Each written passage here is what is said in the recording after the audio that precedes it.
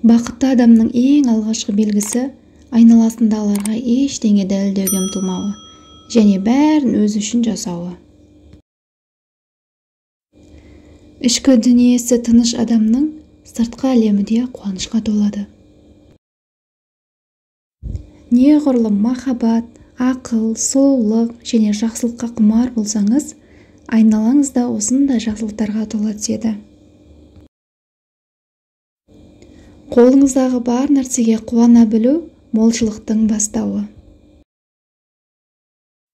Өмірге қуана білу күніне бірнеше рет қайталау керек болған ең дұрыс шешім. Өзіне өтірік айтпайтын адам құстай еркін, баладай бақытты.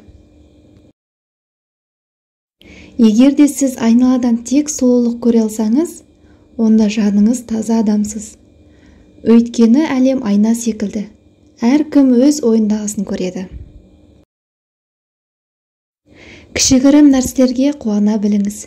Себебі ол үлкейіп, үлкен бақытқа жалғасады. Азға қанағат ете білмеген, баршылықта да көңілі толмайды.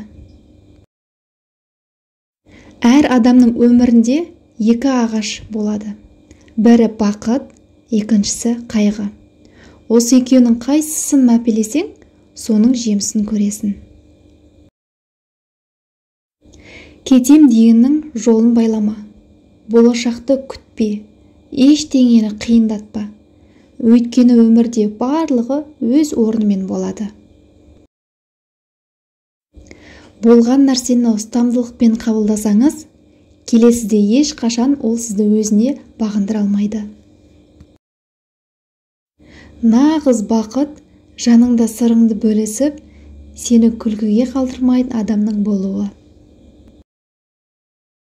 Өткеніне көп қайрылатын адамның құрдымға кетуі тез әрі анық.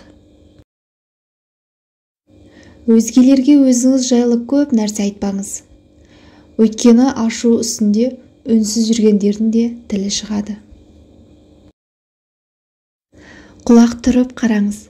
Айналаның бәрі әсем әуен. Оны ести алу үшін миыңыздағы артық ойлардан арылыңыз. Махаббат біреу, көшірмесі мың түрлі. Махаббат өмір сүруге деген құштарлық.